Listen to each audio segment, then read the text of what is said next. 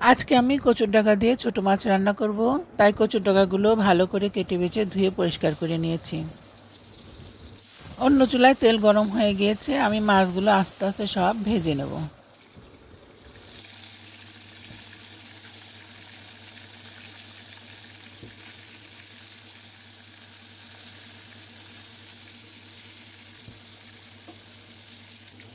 তেলটা গরম হয়ে গেছে, এখন পেঁয়াজ কুচি দিয়ে সুন্দর করে নেড়ে চেড়ে পেঁয়াজটা গোলাপি করে নেব। পেঁয়াজটা গোলাপি হয়ে গেলে পেঁয়াজ রসুন বাটা দিয়ে কিছুক্ষণ আমি কষিয়ে নেব। এখন হলুদের গুঁড়া মরিচের গুঁড়া দিয়ে সুন্দর করে নেড়ে চেড়ে মশলাটা আমি কষাতে থাকবো।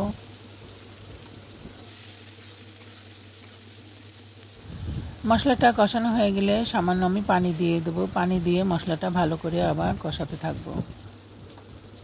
নতুন কপি উঠেছে, কপিগুলো সিদ্ধ হতে চায় না, তাই আমি কপিগুলো আগের থেকে সিদ্ধ করে নিয়েছি। এখন মশলার মধ্যে দিয়ে কপিগুলো সুন্দর করে কষিয়ে নেব। এই মশলার পানিগুলো কষিয়ে তেল ফুটে না ওঠা পর্যন্ত আমি কপিগুলো কষিয়ে নেব। কিছুক্ষণ ঢাকনা দিয়ে ঢেকে কপিগুলো আমি সেদ্ধ করে নেব।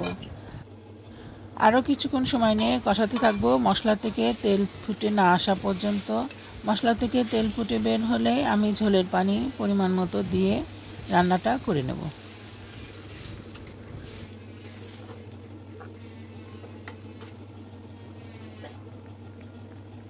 ঝোলে বলক চলে আসলে আমি ভাজা মাছগুলো দিয়ে আর কিছুক্ষণ রান্না করে নেব।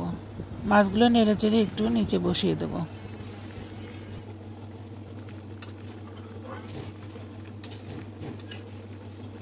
তরকারিটা প্রায় রান্না হয়ে এসেছে। নামানোর আগ দিয়ে ভাজা জিরার গুঁড়া দিয়ে কিছুক্ষণ নেড়ে চেড়ে অল্প কিছুক্ষণ রান্না করে নামিয়ে নেব।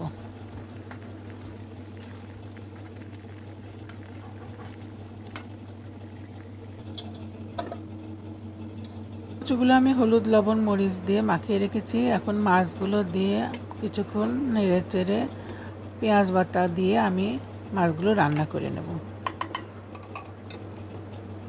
তরকারিগুলো কিছুক্ষণের জন্য ঢেকে দিয়ে আমি রান্না করে নেব। তরকারিটা সিদ্ধ হয়ে এসেছে, আর কিছুক্ষণ আমি নেড়ে চেড়ে রান্না করে নেব। প্রায় রান্না আমার হয়ে এসেছে।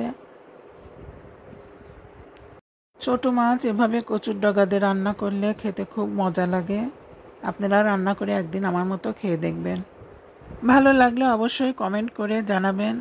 বন্ধুরা, আজ এ পর্যন্তই। আপনারা সবাই ভালো থাকবেন, সুস্থ থাকবেন, আমার জন্য দোয়া করবেন। আসসালামু আলাইকুম।